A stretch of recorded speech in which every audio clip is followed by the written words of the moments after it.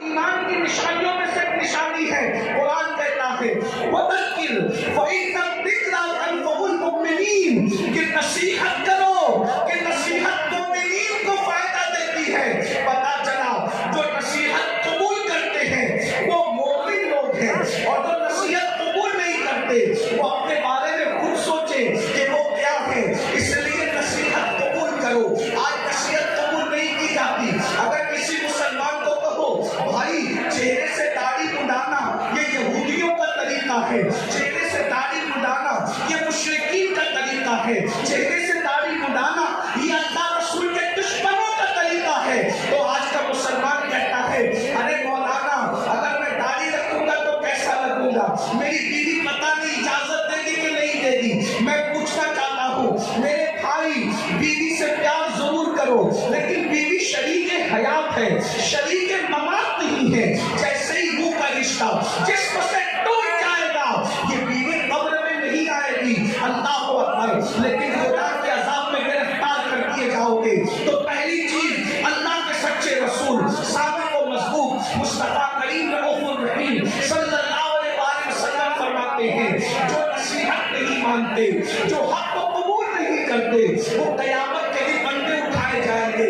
یہاں ایک بات کا اور اضافہ کر دوں، بہت سی چیزوں میں نصیحت کی جاتی ہے، حرام کام نہ کرو، بدعات نہ کرو، خرافات نہ کرو، جرائم نہ کرو، گناہ نہ کرو، بد مذہب گستاخ رسول سے دوستی نہ کرو، ان سے رشتہ داری نہ کرو، بہت سی چیزیں کہی جاتی ہیں، لیکن ہماری قوم نصیحت ماننے کے لیے تیار نہیں ہے۔ پھر میرے آقا مصطفیٰ جان رحمت صلی اللہ علیہ وسلم ارشاد فرماتے ہیں دوسرا گروہ جب قبر سے نکلے گا تو ان کی کیفیت کیا ہوگی؟ آقا ارشاد فرماتے ہیں جب دوسرا گروہ، چونکہ قرآن کہتا ہے فَتَأْتُونَ أَفْوَاجًا، فوج نکلیں گے لوگ، یعنی قبروں سے گروہ در گروہ نکلیں گے۔ تو پہلے گروہ کا ذکر آپ نے سن لیا، اب دوسرے گروہ کا ذکر سنیں۔ جو دوسرا گروہ قبروں سے نکلے گا ان کی کیفیت کیا ہوگی؟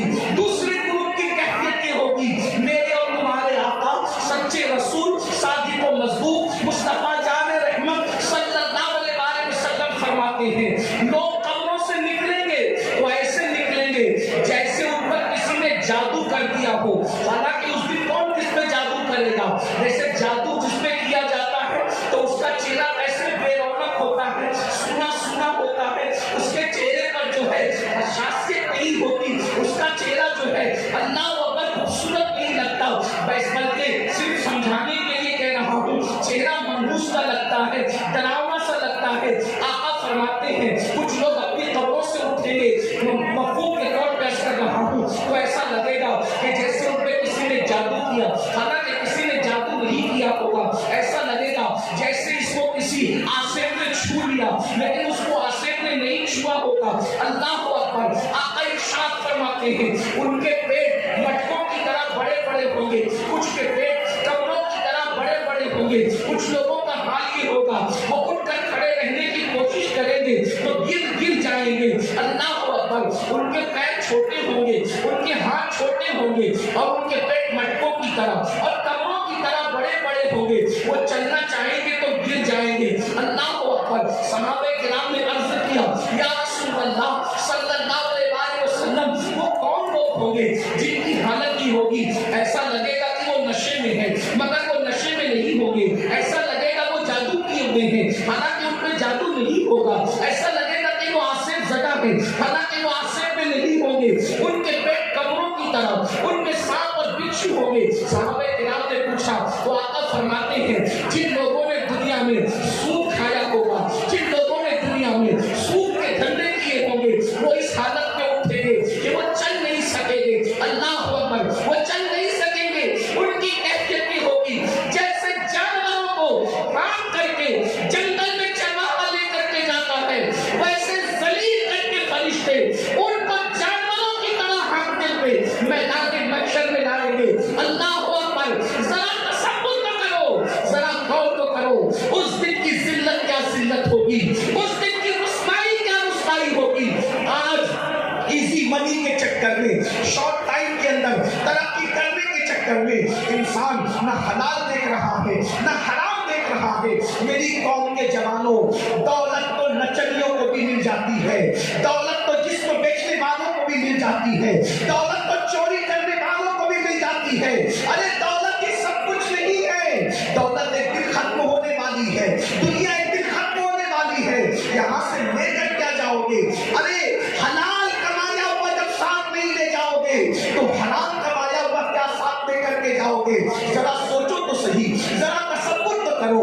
یہ کوئی مقرر نہیں کہہ رہا ہے، یہ کوئی جلسے کا ناظم نہیں کہہ رہا ہے، یہ کوئی معمولی انسان نہیں کہہ رہا ہے، یہ تمہارے اور میرے نبی فرما رہے ہیں۔ اللہ اکبر، لوگ سود خور لوگ اپنی قبروں سے ایسے اٹھیں گے جیسے وہ نشے میں ہے، حالانکہ وہ نشے میں نہیں ہوں گے، جیسے وہ پاگل ہے حالانکہ وہ پاگل نہیں ہوں گے، جیسے وہ آصف زدہ ہے وہ آصف زدہ نہیں ہوں گے۔ ذرا سوچئے آج کس طریقے سے اللہ اکبر سود کو پرموٹ کیا جا رہا ہے، پیاز کو پرموٹ کیا جا رہا ہے۔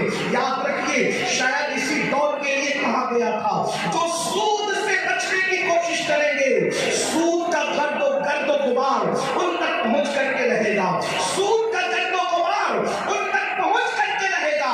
آج ایسا تو نہیں کہ ہم اسی دور میں زندگی گزار رہے ہیں۔ اللہ اکبر، سود لین دین مسلم آبادیوں میں اتنا بڑھ چکا ہے کہ لوگوں کو خیال ہی نہیں رہتا کہ ہم حرام کما رہے ہیں۔ ایک بات مجھے یاد آئی آگے بڑھنے سے پہلے، اس حدیث کو میں آگے بڑھاؤں اس سے پہلے بیچ میں ایک روایت یاد آئی۔ میرے بھائیوں ذرا سوچو، ذرا غور کرو، آپ نے اب تک یہ سنا ہوگا، آپ نے اب تک یہ سنا ہوگا جب کوئی بندہ حج کے لیے جائے اور سفر حج میں مر جائے، اللہ اکبر، سفر حج میں مرنے والے کی شان کیا ہے؟ سفر حج میں مرنے والے کی شان کیا ہے؟ نمبر ایک، جو حج کرتا ہے وہ گناہوں سے ایسے پاک ہو جاتا ہے جیسے ابھی ماں کے پیٹ سے پیدا ہوا۔ حج کرنے والے کے سارے گناہ بخش دیے جاتے ہیں، حتیٰ کہ حاجی کی شان یہ ہے کہ حاجی 700 ایسے لوگوں کی بخشش کروائے گا جن پر جہنم واجب ہو چکا ہوگا۔ حاجی کی شان یہ ہے، اللہ اکبر۔ لیکن کوئی حاجی بنے تو صحیح، حاجی سب کہلاتے ہیں، حاجی ہے کتنے؟ جو واقعی حاجی ہوگا وہ 700 لوگوں کی بخشش کرائے گا۔ حاجی کا ٹائٹل پانا آسان ہے، حاجی بن جانا آسان نہیں ہے۔ اللہ اکبر، سنو سنو، غور سے سنو، اللہ کے بندو توجہ سے سنو۔ اللہ اکبر، حج کرنے والے کی مغفرت ہو جاتی ہے، حج کرنے والے کی بخشش ہو جاتی ہے، حج کرنے والا 700 لوگوں کی شفاعت کرے گا، وہ شفیع بنے گا، اس کی شفاعت قبول کی جائے گی۔ اللہ اکبر، اور اگر کوئی خوش نصیب سفر حج میں مر جائے، سفر حج میں مر جائے تو جب تک دنیا قائم رہے گی، جب تک چاند سورج نکلتے رہیں گے، جب تک عرفات کے میدان میں حج ہوتا رہے گا، جو سفر حج میں مر گیا قیامت تک ہر سال اللہ اس کو حج کرنے کا ثواب عطا فرمائے گا۔ ایک روایت میں آیا ہے اس کا ہم شکل ایک فرشتہ پیدا کیا جائے گا جو قیامت تک اس کے لیے حج کرتا رہے گا۔ بولو سفر حج میں مرنے کی فضیلت کیا ہے؟ مگر اب سنیے، دل کے کانوں سے سنیے، ذرا غور سے سنیے۔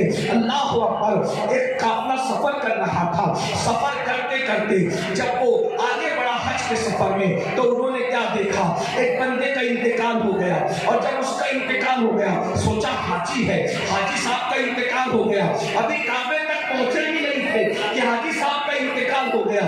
حاجی صاحب کا انتقال ہوا تو ان کے چہرے پہ کپڑا ڈھانپ دیا گیا، جب کپڑا ڈھانپ دیا گیا تھوڑی دیر کے بعد لوگوں نے سوچا چلو غسل دے دو، چلو کفن پہنا دو تاکہ ہم ان کو دفن کر سکیں۔ جیسے ہی غسل دینے کے لیے چہرے سے کپڑا ہٹایا تو کیا دیکھتے ہیں کہ حاجی صاحب کا چہرہ گدھے کی طرح ہو گیا، گدھے کی شکل اختیار کر گیا۔ اللہ اکبر، پورے قافلے میں بحران مچ گیا، پورا قافلہ بے چین ہو گیا۔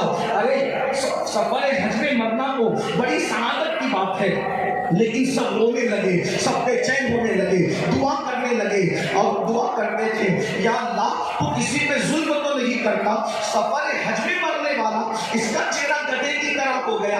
اللہ اکبر، تو کسی کی آنکھ لگی تو خواب میں ارشاد فرمایا گیا تم اس کے گدھے کی طرح چہرہ ہونے پر افسوس اور تعجب کرتے ہو، یہ نہیں پوچھتے کہ اس کا چہرہ سفر حج